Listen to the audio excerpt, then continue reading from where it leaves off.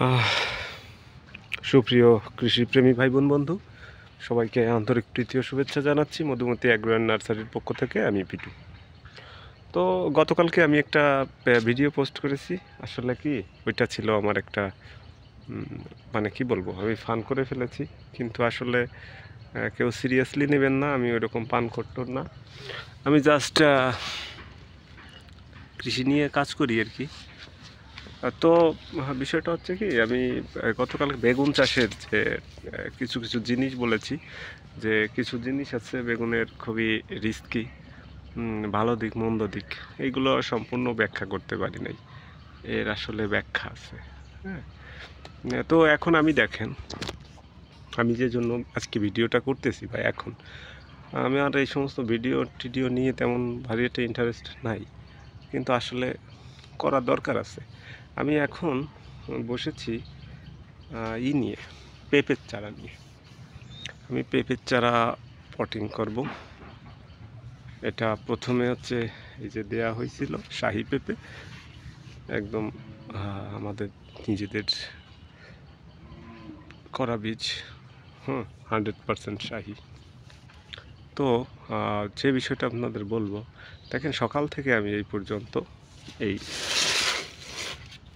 এই যে যে মিডিয়াটা তৈরি করছি, খুব ভালো মিক্স করছি। আর পেঁপের চাষ বা পেঁপের চারা করতে গেলে মিডিয়াটা খুবই গুরুত্বপূর্ণ। পেঁপের চারা করা খুবই টাফ। অনেকে বলেন এত দাম কেন চারার? ওই মিডিয়া করা, এই পট করা, এইগুলো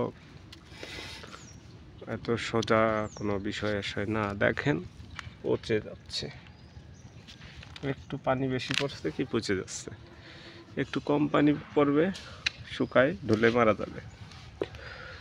একটু মিডিয়ায় উল্টো পাল্টা সমস্যা হয়ে যাবে, শেষ। আর বীজের যে দাম, জার্মিনেশন আসবে না, হ্যান ত্যান। তো পেঁপের সম্বন্ধে এর পরবর্তীতে ভিডিও দেব, সাথে থাকবেন। তো সকল বন্ধুদের কাছে আবারও ধন্যবাদ জানাচ্ছি। বন্ধুদেরকে ধন্যবাদ জানিয়ে ভিডিও এখানে শেষ করছি। আর গতকালকের ভিডিও দেখে আসলে কেউ মাইন্ড করেন না, ওটা আবার একটা ফানি ভিডিওই ছিল। কী করতে আপলোড করেই ফেললাম। তো আমার ভিডিও আসলে কোনো এডিট নাই, এই ধরনের ভিডিওই পাবেন আশা করি। আর সাথে থাকবেন। সবার জন্য অনেক শুভকামনা, সবাই অনেক ভালো রাখবেন। ধন্যবাদ।